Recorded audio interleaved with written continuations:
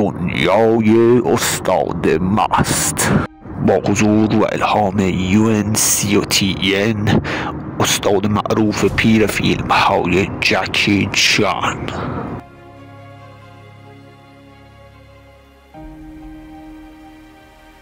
با شرکت جک لانگ.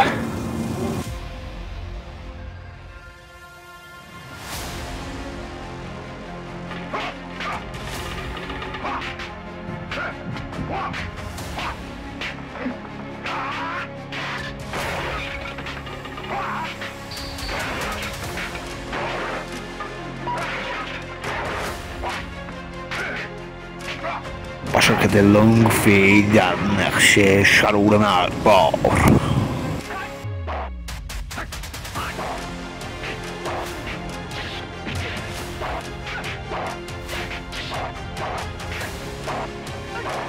این فیلم سوغات نام و گل سرسبد فیلم های کنگ فوی دهه 70 می باشد.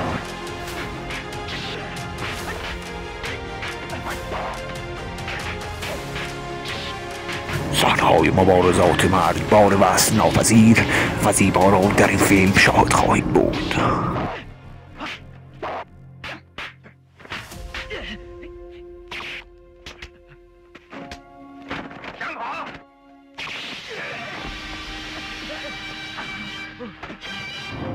دنیای استاد مست.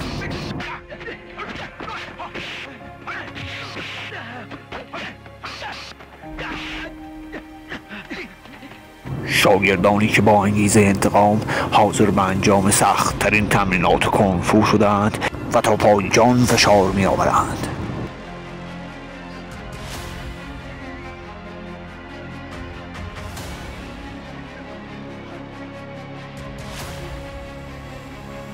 با درخششی ملی، اعجوبه وصل ناپذیر کنگ فو و تنها جایگزین جکی چان در دهه 70 و 80، این فیلم کنگ فویی را برای اولین بار با زیرنویس فارسی و کیفیت بلوری تجربه کنید. یکی از برترین آثار دهه 70 کنگ فو، ارائه از معتبرترین کانال فیلم و سریال های رسمی در ایران.